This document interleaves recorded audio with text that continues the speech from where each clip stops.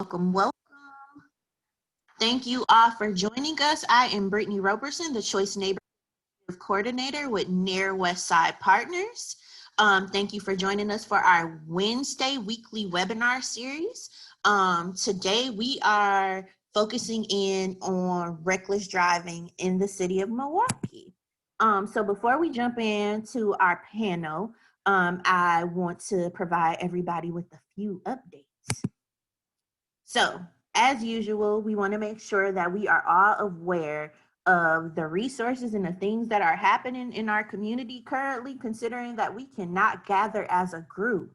So, for those who are interested, we have the Leach Street Vegetable Stand that is open Thursdays and Fridays from 3 to 6 p.m. on 37th and Vliet. Of course, COVID is still a big thing for us. So if you need resources, please check out NWSP Partners website. We have a whole page dedicated to resources for COVID-19. Please try your best to remain healthy and safe. Also, Neighborhood House has a food pantry. It is open Wednesdays and Thursdays. On Wednesdays from 12 until 2, and then on Thursdays from 4 until 6. Also, again, we do these webinars weekly. However, we are taking a break for next week because next week is a holiday week. So we will pick back up on September 16th, where we will have April Bentley of Rubies with us talking about human trafficking. So please tune in for that if you can. The next big thing I want to bring up is if you haven't completed the 2020 census, please do so. We all have until September 30th to get it done. So at this point, we are less than 30 days away from the deadline. So we want to make sure that the city of Milwaukee is being counted and that we are able to get the resources that we need. All right, so now it is time for us to move into our panel, and I would like to take the time to introduce Executive Director of NWSP Partners, Keith Stanley, who will be our moderator for today. Keith, you can take it away.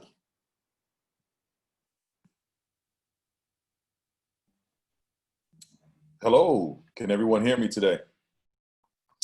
Thank you, Brittany. First of all, I want to introduce myself. As Brittany said, I'm Keith Stanley, the Executive Director of the NWSP Partners, and it's good to see so many people join us today. This topic is so important, and we have three panelists who are passionate, who do some great work for our city to make some change. And so there's a couple of things I ask. That you keep us honest and make sure you're putting items either in our Facebook chat or in our Zoom chat, because we're broadcasting simultaneously. And I also ask that you invite others. Many of you know how to do that. If you can invite, let's get participants up. We want to see numbers really go up. This topic is just so important. We all have our war stories of seeing either losing loved ones, seeing people get ran over, and we as a community have to respond. I can't emphasize this enough. We as a community, as brothers and sisters, as workers, employees, residents, grandmothers, we have to respond together. And so I encourage you, please continue to invite people. Those of you on Facebook, invite as many people as possible right now. Invite somebody. Let's work together as a community on this very important issue that is killing, destroying people's lives, people's families in our community. So with that said, Brittany, go to the next slide. We're going to dedicate this weekly webinar to Lucas M. Smith, Red. I saw Red throughout the Near-West Side. He lost his life to reckless driving on August 9th. And many of us, once again, have stories of lost loved ones. And we dedicate this webinar in memory of Mr. Smith. I'd seen him in my 20 years working in Near-West Side and got the news that weekend that following Monday that he lost his life that Saturday morning. So we're dedicating that to him. Next slide. So there's a couple of resources that you see on your screen. I'm not going to go into detail, but I ask that if you're interested when it comes to driver's license recovery, please reach out to Legal Action of Milwaukee and Wisconsin Community Services. Now, these are two separate issues. I want to make sure that's very clear, but many people reach out saying, what about people who want to get their license? So if you're interested in driver's license recovery, we have Legal Action of Milwaukee, 414-297-6401. You see the hours there. In Wisconsin Community Services, a great organization that I happen to be a board member of, 297-6407. These organizations can help people who want to make sure that they have their license. And then everything that's going on with, especially when it comes to Black Lives Matter, we want to make sure that people are getting their driver license and getting the things they need, whether it's to drive or even to vote, because we have no idea what this world may hold. Next slide, Brittany. A couple of things before we hop into the discussion itself. I do want to talk about some prevention techniques that we have implemented in the Near West Side. A lot of them, we believe that, yes, we want to work with the police department, but we believe that we can take some things in our own hands and make things happen in our community. On 38th and Valete, we installed 2 very large planters working with Commissioner Jeff Polinsky of the Department of Public Works, and it slowed down traffic. No one wants to hit a 2-ton concrete planter that is beautifully landscaped. We also work with local residents to install speed humps, and we work closely with the police department to develop signage. We're also working with others, and if you're interested, I ask that you reach out with me. We want to work with our insurance companies to participate in the education, participate in supporting resources for us to deal with this reckless driving. And many of you know those insurance companies are large, financially, employment-based wise, and we need their support. So we ask that if you have ideas on how we can get increased participation from insurance companies, even if it's nothing but writing an email or a letter, that we do that. Next slide. When it comes to enforcement techniques, we have worked closely with the police department in the Near West Side, District 3 Captain, former Captain Jeffrey Norman. We've installed cameras. We work with the police. We installed cameras on certain intersections that were causing crime, and this is all after the fact for us. Cameras can provide evidence when things occur after the fact. We also work with police resources to provide information that's important to the community. And so we provide that information to the community based on the police resources, and then documentation. We ask our residents, when you see a reckless driver that's in your community, get as much information as possible. Where do they have a home if they're residing in? What type of car is it? And that documentation is important because many of these reckless drivers live inside our communities, and we know who they are, we know what cars they're driving, so we encourage our residents along with our ambassadors to document as much information as possible so that we can get that over to the police department. Next slide. Let's get down to the brass tacks today of our conversation. I am so excited to have these 3 individuals. They're leaders in our community, they're amazing people, and as I announce their name, we ask them to come in and unmute themselves. So I'm gonna first start off with Miss Celia Jackson. She's leading the Coalition for Safe Driving, MKE. She'll be our first speaker and presenter. Miss Celia and I actually sit on the WCS, Wisconsin Community Service Board, and she's been leading the charge in so many ways, and she's gonna have a powerful presentation for about 5 to 7 minutes that she'll share. We also will then hear from Damian Smith with Safe and Sound. Many of you are familiar with the Safe and Sound brand. Safe and Sound has just been instrumental in the work over the past few decades in their work of working with community and police. We're so excited to work with Damian. We're so excited to see Jomar Hooper, my twin brother, as many people would say, leading the helm of Safe and Sound. And then I'm excited, I am honored to have the one and only Santea Lewis, Alderwoman of the 9th District. She is an amazing resource for the city of Milwaukee, an amazing leader. She brings energy, excitement, focus, determination to the work. And so we're excited to have these 3 guests. So we'll start off, I believe we have a presentation from Miss Celia Jackson, and we ask that you guys keep us honest. Each presenter will give about 5 to 7 minutes. And so we'll jump right into Miss Jackson. So, and feel free to make those comments. Let's get those chats popping. Let's get some questions going. Let's get those invites going, and let's have a good conversation about what we can do as a community, as residents and citizens, to deal with this reckless driving issue. Thanks a lot, Keith. I appreciate it. I appreciate this opportunity to speak to just the people from the community about reckless driving. It's an issue that I've been concerned about for a while. Just a little bit about myself. I'm a retired attorney. I've been a prosecutor. I've been a defense attorney. I've been an instructor in academia. I've also been an administrator in state government as well as in academia. So I've kind of have a well-rounded purview of a lot of the work that I've done. But before I start, I want to just say our community is hurting. Everybody is hurting. There's so much that we've been dealing with: COVID, the death of George Floyd, the shooting involving Jacob Blake. I mean, there's so many things that have our attention right now. And so sometimes reckless driving may not be the thing that's first and foremost, but once you get in your car and you see the driving all around you, it becomes really a safety issue. So I just want to kind of lead with that because I know that there's so many things that our attention is focused on.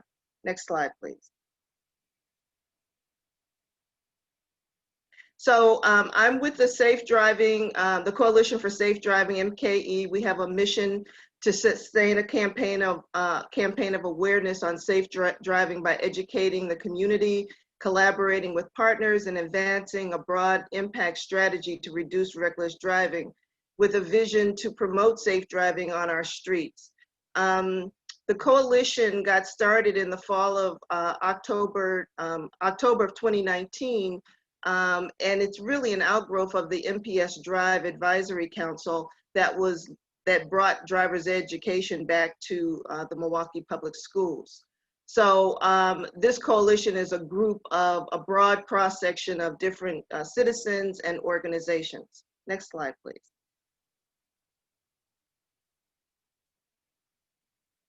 So the question is, what's so right now? People are afraid to drive on the streets. People are being injured. We're hearing news accounts every single day about what's been happening. The roads are not safe for pedestrians, bicyclists, passengers, and everybody. Next slide, please. So what's our predictable future? If we just did nothing, we just continue to see an increase in accidents and injuries, hit and run accidents and crashes, and people then become resigned. We see more punitive measures. We don't really get to the root cause, and it just continues to be a vicious cycle. Next slide, please.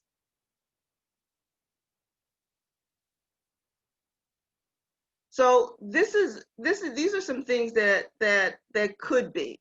If we collaborated, if we had a collaborative campaign of awareness with the community, law enforcement, the private sector, the public sector, youth groups, community-based organizations, and the courts, we could really have something to say about shifting the mindset, because really it's all of our responsibility. It's not just law enforcement that has the responsibility for safe streets. And so we really want to engage and invite people to be more involved in taking responsibility, looking to see how we can have more constructive engagement.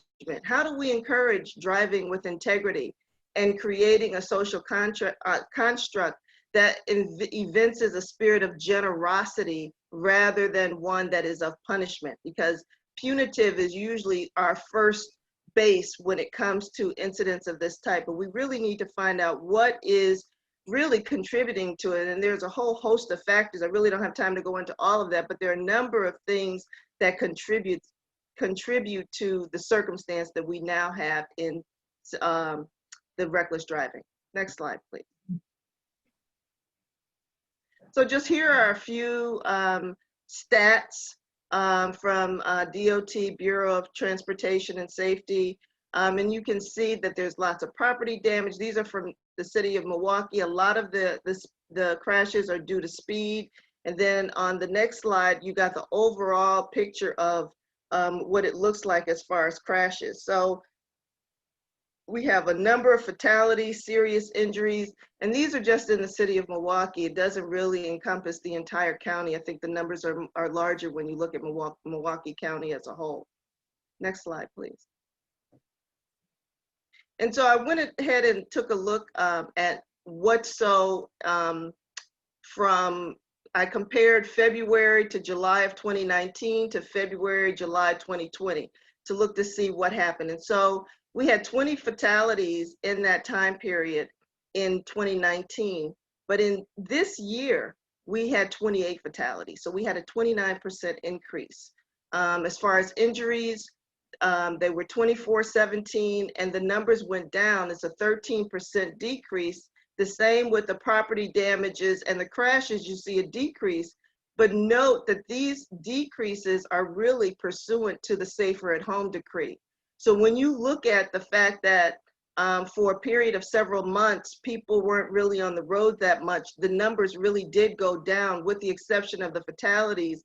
And I think that that is contributed to several people being in one vehicle. So it's one crash, but it was multiple fatalities that resulted in that increased number.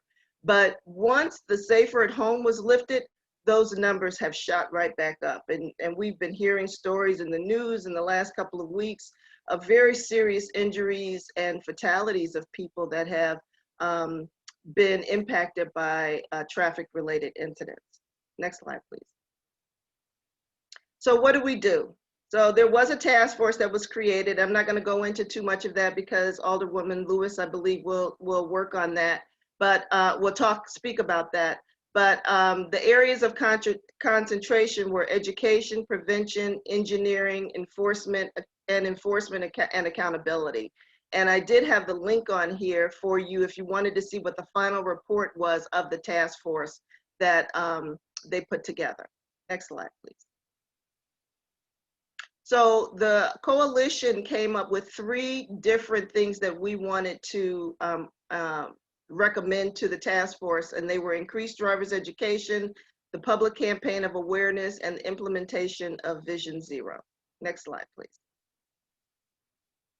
And Vision Zero is a strategy, it's an approach to reduce fatalities and injuries in a community. It's based out of a project that started in Sweden in the late 90s. And I have on here what the 9 proponents of Vision Zero are. It does require political commitment, that meaning people at the head of the city, the mayor, the common council.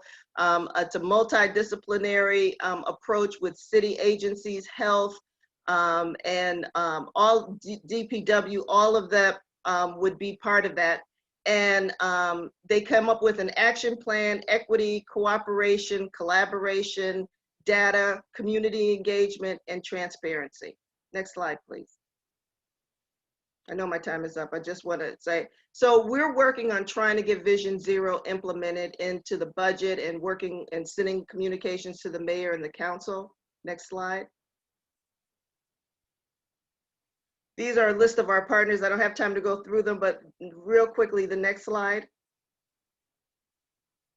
These are just some different ideas on what you can do to be involved in helping to support the work. So we invite you to write to us at our website, or visit our website, to write to us at our Gmail, join our Pace Car Pledge, which is coming up, and stay informed about what's going on this topic. Thank you so much. Celia, thank you for that, that presentation. We're encouraging those, if you're on Facebook, please give a shout out. Let us know that you're watching and invite somebody. And if you can say, hey, I just invited somebody in the chat on Facebook, let us know who you invited, or let us know that you invited somebody, or you're sending out invitations. So please, we want to hear from you on Facebook. Once again, this is pretty a serious topic, but we need to get more eyes and ears on it. So we want to hear some comments on Facebook, and I'm gonna keep saying it. With that being said, I want to say Celia had a lot of information. For those of you who want to connect with, who would like to connect with Celia to get additional information, Celia, what's the best way that they can do that? Because you had a lot of information in that presentation. I did. We have the Coalition for Safe Driving, mke@gmail.com is the best way to reach us, to give us any ideas or share any thoughts you might have on how we can move this issue forward. Brittany, can we make sure that email's inside the chat so people can go directly to Celia for additional questions? I saw some popping up. Yes, and we also have a slide that comes later that has everyone's contact information. Appreciate it. Thank you, Brittany. Now we're going to introduce Damian Smith once again with Safe and Sound, and Ms. Jackson really wanted to make sure that we had a wide variety of voices on this panel and presentation. So Damian has a special guest with him. I'm gonna let Damian go ahead and do the introduction. Damian, can you tell us who you are and who you brought with us today? Sure. How's it going, everybody? My name is Damian Smith. I'm a youth program manager with Safe and Sound. And so we do a lot of creative things with youth and residents. And our whole thing is neighborhood safety. So we're able to do that in a lot of different ways by connecting with different factors, different factions in neighborhoods. So I wanted to bring a youth perspective and somebody who was formerly in this lifestyle, but he does not want the camera on. So I'm going to respect that. So what I'll do is, because he definitely has something to say, he and I have been talking. He has some very insightful things to say, something that you might be surprised to hear from a young person. All right. So I'm going to turn the camera off and then I'm going to swing it around just so, you know, so the mic is a little bit better. Give me 1 second. All right. So the camera really is off. So when you see my name on the thing, that means they can't see you. All right. So are you folks able to hear us pretty good? Okay. So Yes, sir. when we were talking about what can really happen to curtail all of this stuff, Mike, tell me what you said is the thing that has to happen in order to really turn up and make this thing stop. What you just tell me? A lot of the kids are gonna have to get arrested and get banged in jail. Ain't no one gonna learn from it. They're just gonna get out of DT and do the same stuff. And I'm sorry to say, but half of it is a lot of African Americans, because a lot of African Americans are the ones who's in DT right now. And ain't no one gonna really recognize it until someone starts doing something about it. But the only way that's gonna learn is if people start locking their cars and stop having these kids out of jail when they know that they just gonna take off their bracelet and stuff and just do the same stuff. Damian, can you, for those who didn't hear, can you repeat what he said? Can you repeat that, Damian? Yeah, I might move this a little closer, bro. Basically, I'm gonna paraphrase what he said. I saw Miss Lewis shaking her head, so I think maybe you heard him. But I'm gonna paraphrase what he said. He said that they need to get harsher with penalties for young people. He said that they gotta stop letting people out of DT knowing they're gonna go right back to what they were doing. He said they gotta start banking people. And for those who don't understand what bank means, banking people means you gotta start giving people a lot of time. You got to turn up. Damon, I hate to do that, but can you fix your microphone because we can't hear you. So maybe if you could just talk directly into the microphone, but the sound isn't good coming from you. So maybe you can go back to, we kind of heard what he said, but maybe you could just translate and you could talk to us directly on camera. Hold on a sec. All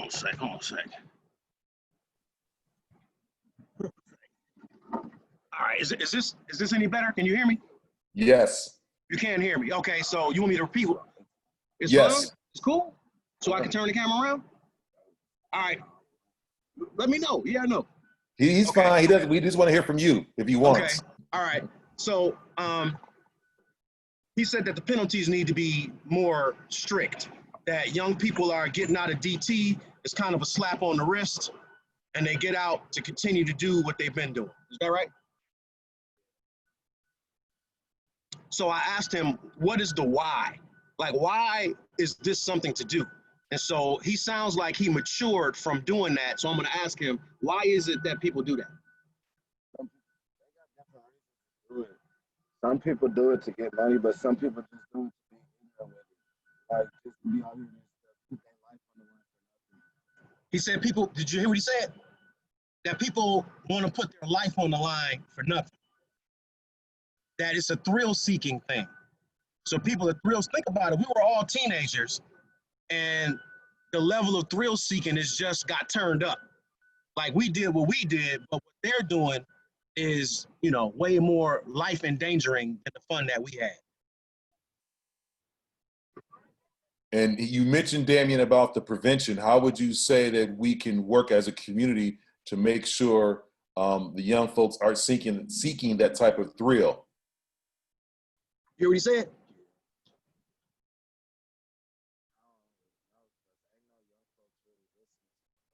You hear what he said? A lot of young folks have been through some stuff. So like me, I did not hear what he said. Okay, hold on a second. We got some headphones.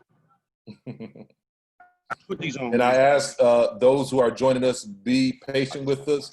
Okay. We want to really get the voice of the youth, and so there's some technical difficulties, Yeah. but we're going to make Sorry this about happen. that. It's important. Yeah. Okay, so what were you saying? What he said. Did you ask the question again?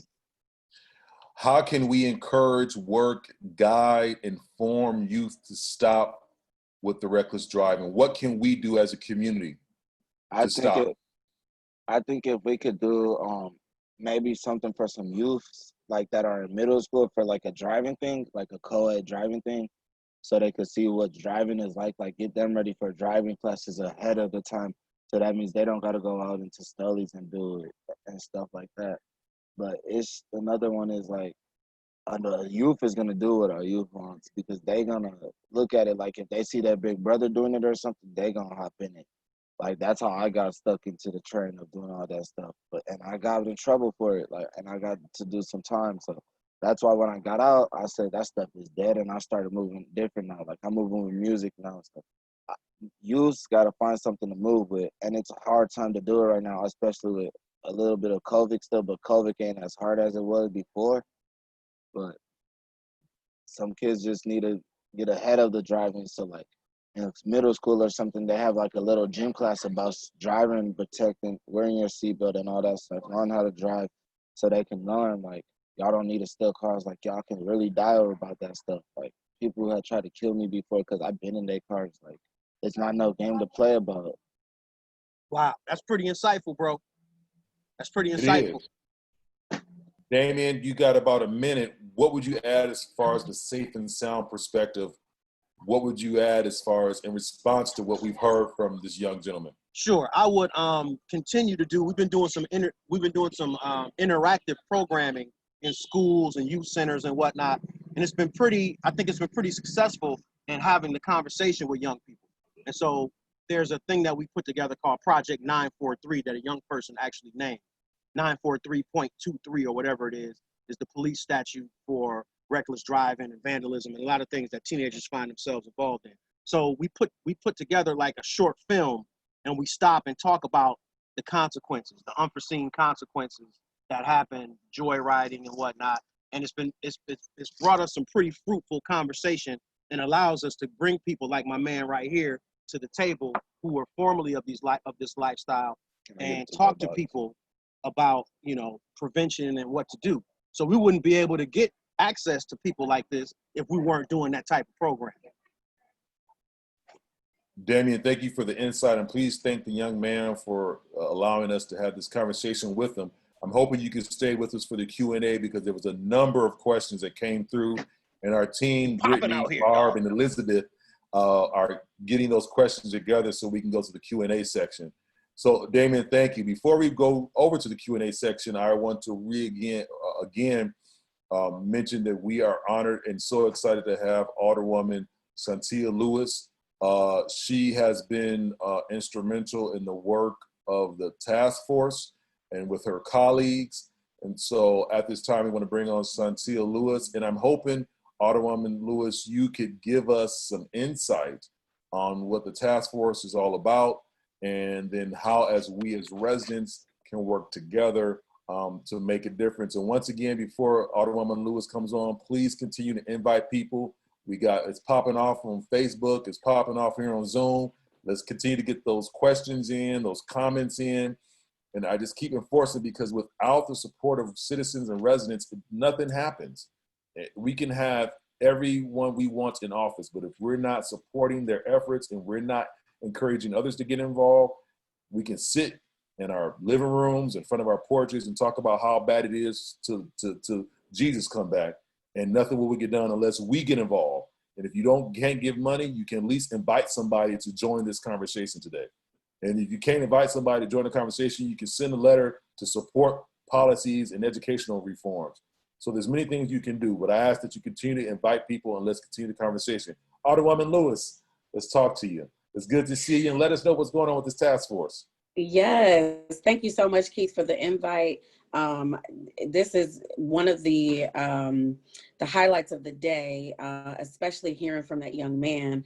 That was very insightful. I actually, one of the reasons why I wanted to chair the the education and prevention task force was because I knew that some of the recommendations that were going to come out were going to be, you know, bring the hammer. And I'm a prevention person. So what I was trying to accomplish was let's prevent the young people from getting into that situation in the first place.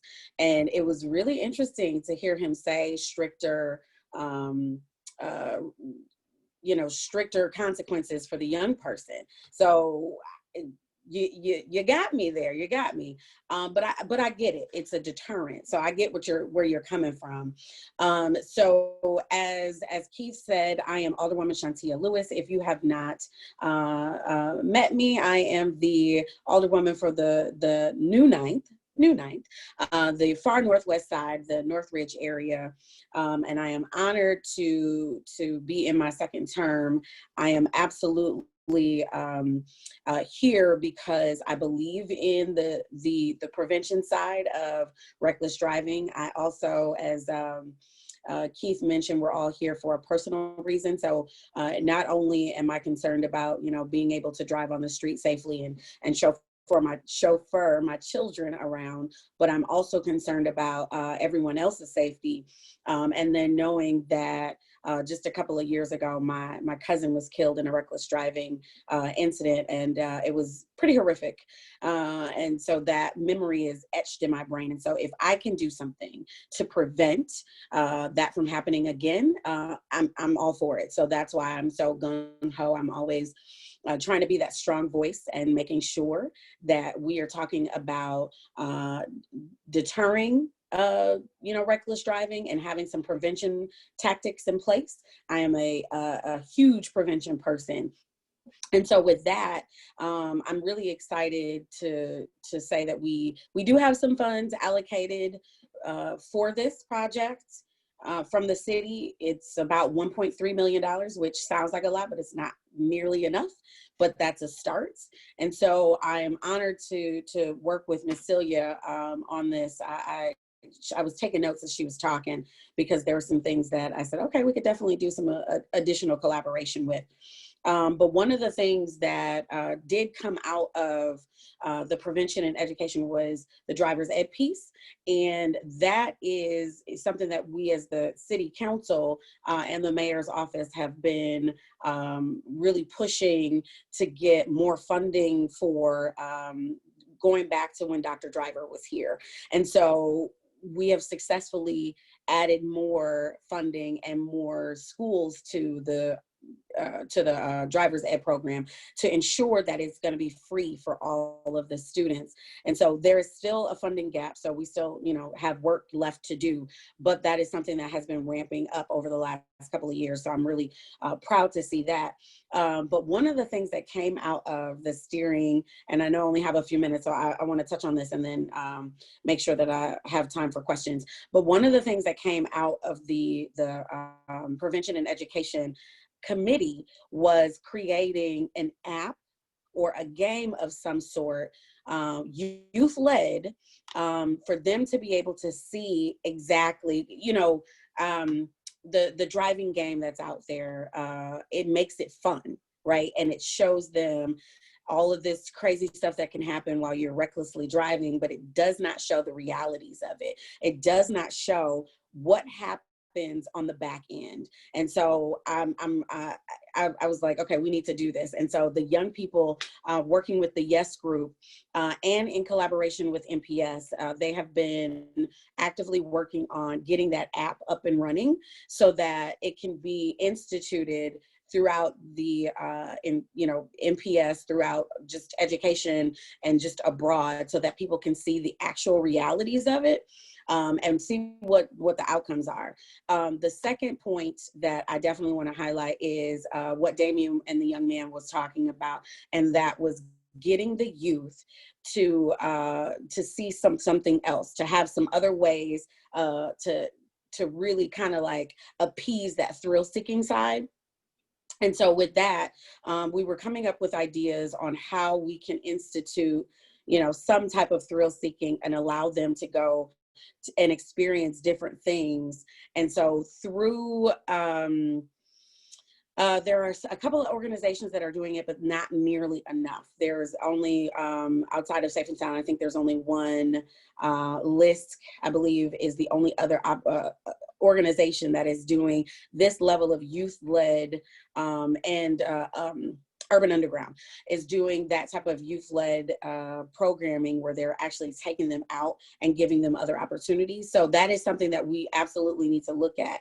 How do we expand that? What organizations we can bring to the table, and how much is it going to cost, and how do we get philanthropic dollars involved in that? Because until we stop, until we are able to get them to see that this is not the thing to do, we're going to continue this cycle. So we've got a number of, you know, programs and campaigns and that type of thing that has passed as a part of the recommendation package. But I think the most powerful things that we can do to curb this, you know, there's street diets, and where we have the bump outs, there's, you know, changing the pavement. We could do all of that stuff.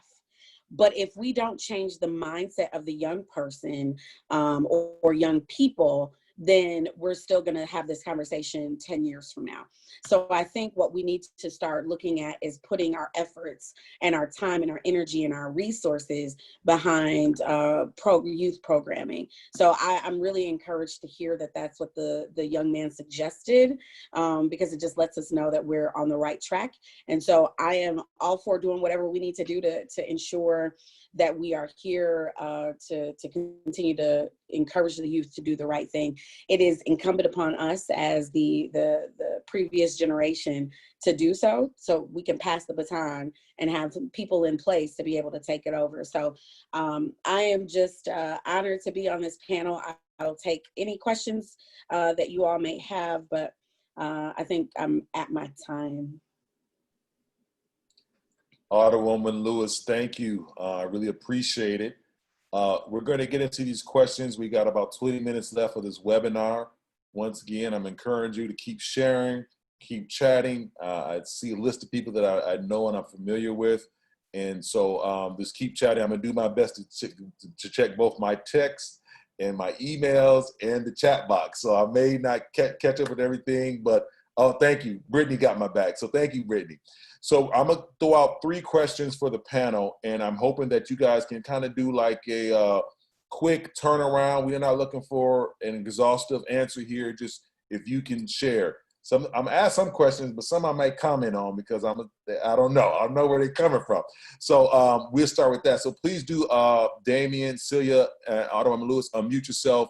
And if you just want to jump out and I take this question. So I'm going to ask 3 questions, and then you figure whatever turn you want to take. So the first question is, how do we get more information-based policing for bad driving? That's the first question. The second question is driving the speed limit a safety risk? And then the third question is specifically for Celia, what is the difference between the 2 charts that you showed? And I hope Cecilia you know. So those are the 3 questions. I'm happy to repeat them, but anyone want to take a chance at any of those 3 questions? Could you repeat that first one again? I was just going to ask that. How do we get more information-based policing for bad driving? My assumption is that they want to get more informed. They want to make sure that we are able to get data from the police to focus on the bad drivers, and how do we inform, I guess, those policing efforts. So if we know that 27th of Wisconsin is an area that's a lot of issue, then how do we get that information and work with police to focus on 27th Wisconsin? Not saying that 27th Wisconsin is an issue.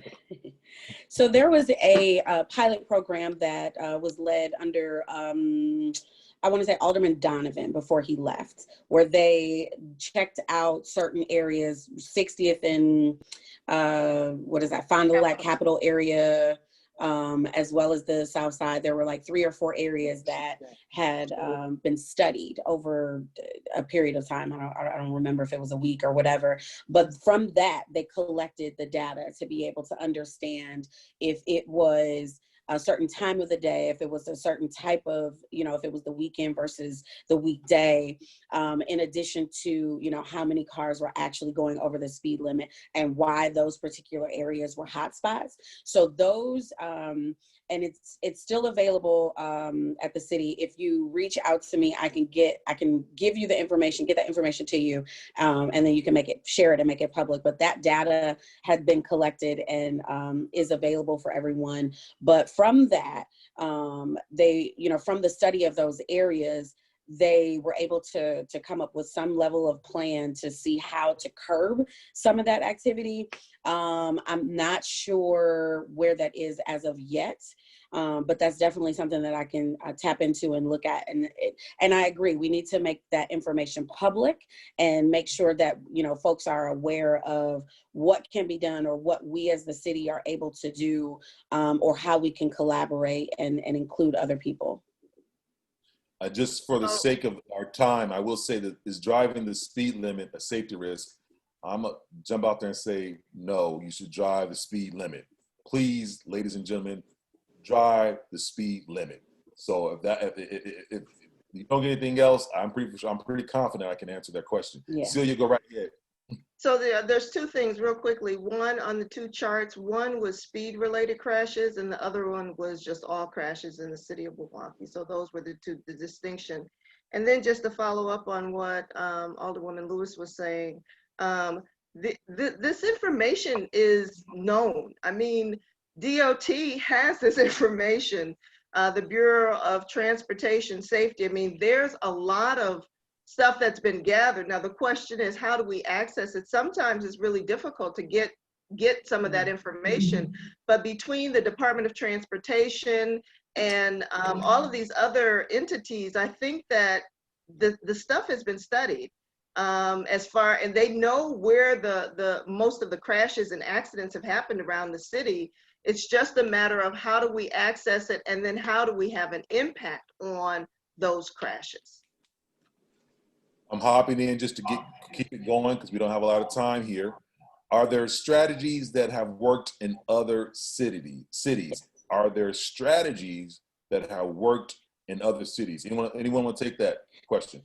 I'll jump in, and I'm sure Ms. Celia has some questions, but a couple of my friends, I network across the country with other elected officials, and there have been strategies from speed diets and that type of thing where it has tremendously reduced the amount of driving, reckless driving and high speed driving. So those are a part of the recommendations that we have incorporated in our recommendations. So what we did was to ensure that not only were we coming up with what would be, specific to Milwaukee and what would work in Milwaukee, but we also took the national best practices across the country to help curb this driving issue.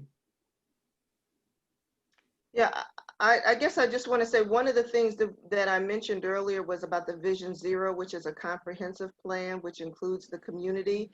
I think that tied in with some of the things that the young man was suggesting earlier about working with youth at a much younger age. I think a combination of things really can have an impact, but there has to be a comprehensive strategy. And I'm going to say a key point here is the Milwaukee Police Department. There has got to be a concerted, intentional collaboration between the community and the Milwaukee Police Department. Because right now, the traffic enforcement has really slowed down, which is why we see a lot of what we see. And so if we're not working jointly or collaboratively, then we see things just kind of get out of control in one way or another. So those are some of the strategies I think that are really critical.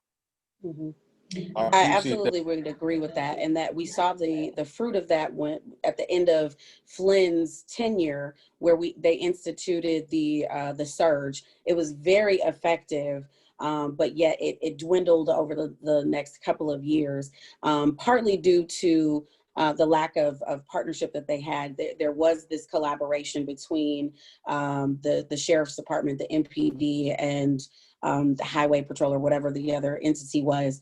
But because of the nature of actually having to police, that surge effort dwindled down a little bit because of the lack of police resources.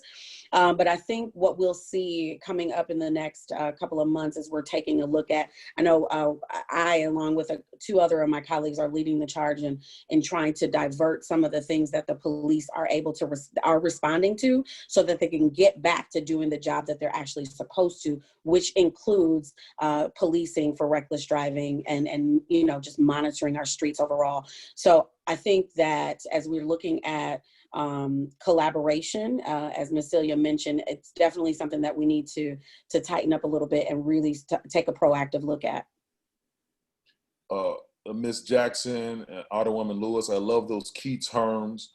You mentioned a comprehensive strategy working with the police department, Ms. Jackson. Alderwoman Lewis, you mentioned working together with everyone and working together with with the youth to make some things happen.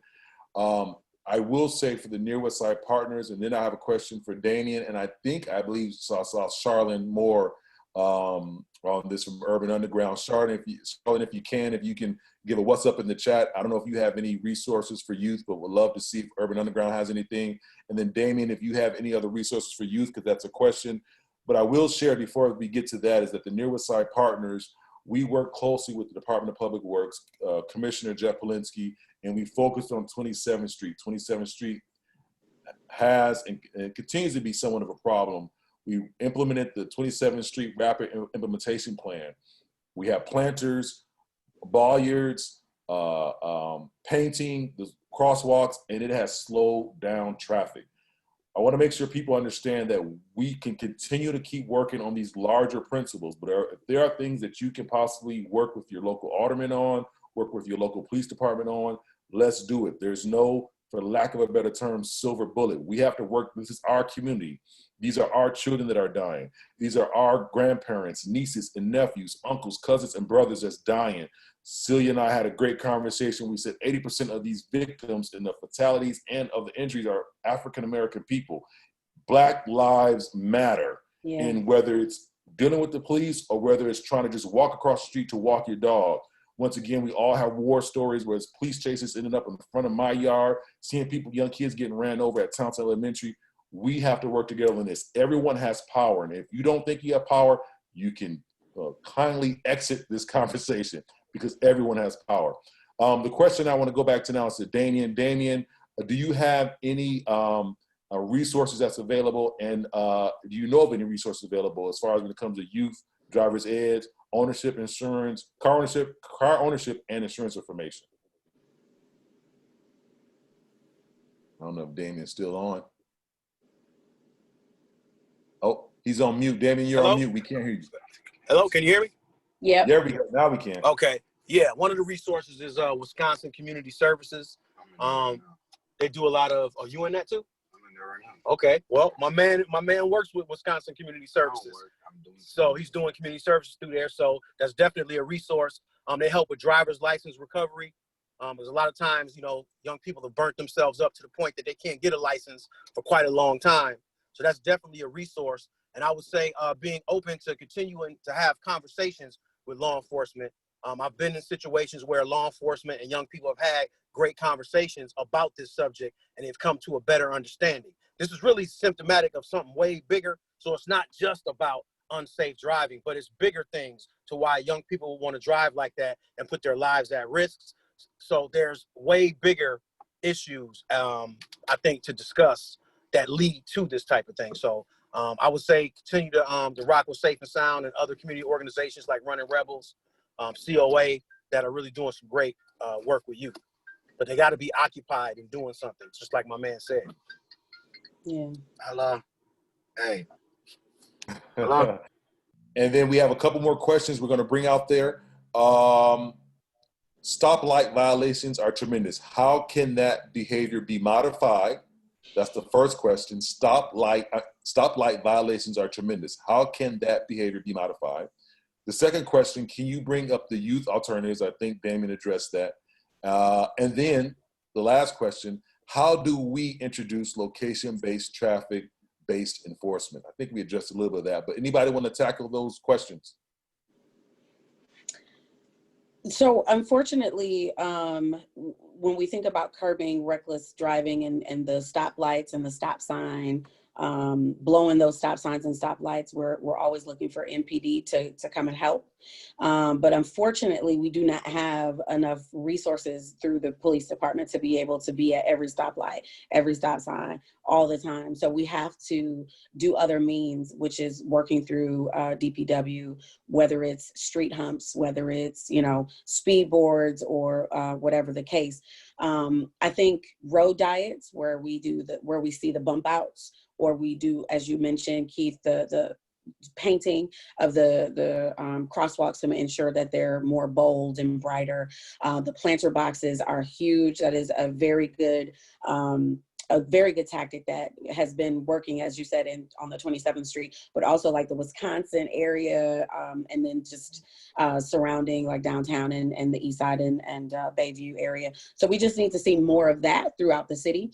Unfortunately, we have to pay for it. So we need to start lobbying more, which is one of the reasons why we've been, a number of us have been talking about shared revenue and in the increase of shared revenue, because it all boils down to adding resources and funding to the city. And unfortunately, the state keeps us on a really, really, really tight rein, even though we produce our own money enough to sustain the city, but we have to give that money over to the state to allocate for all of the municipalities within the state.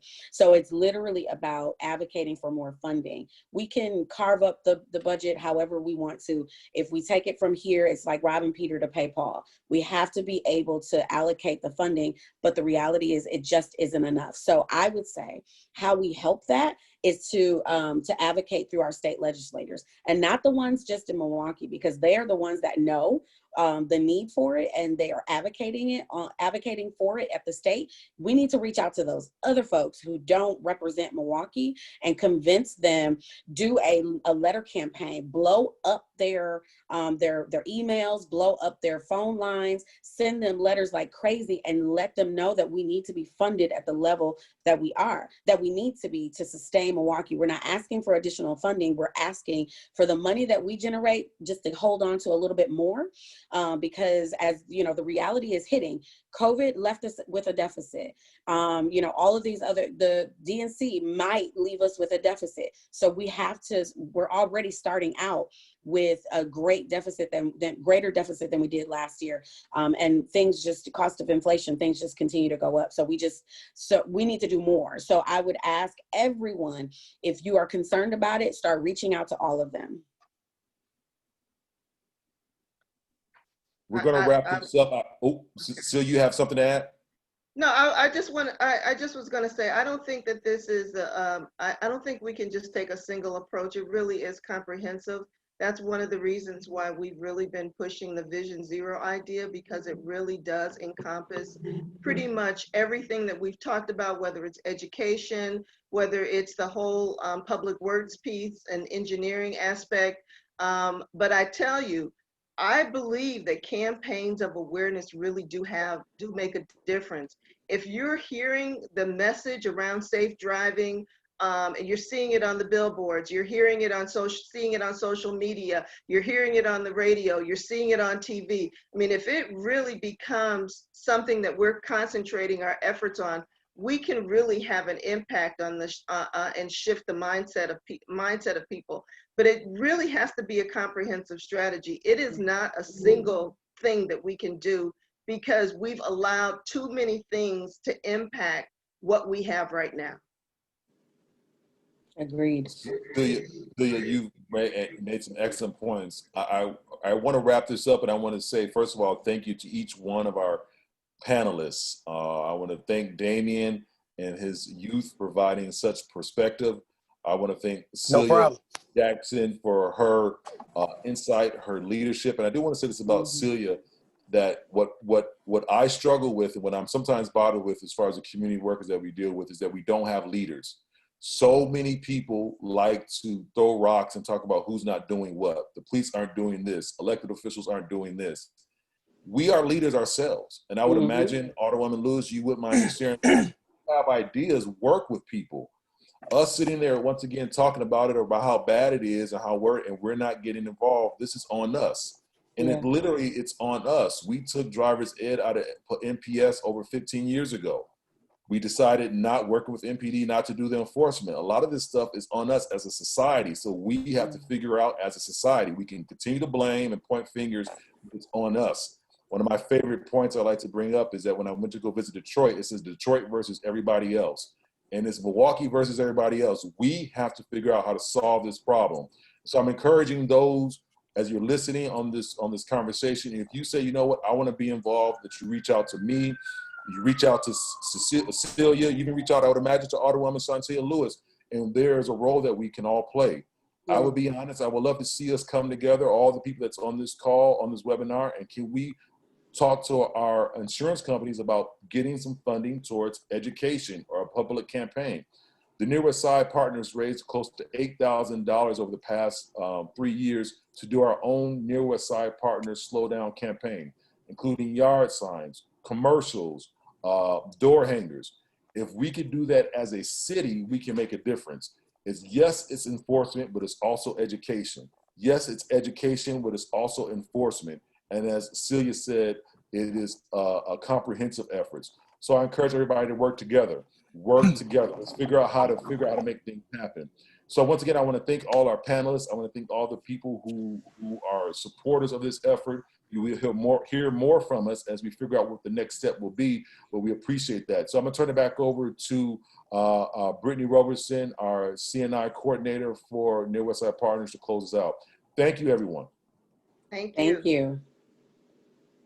All right, thank you, Keith. So I'm going to quickly wrap us up. My grandpa works at the bar right here.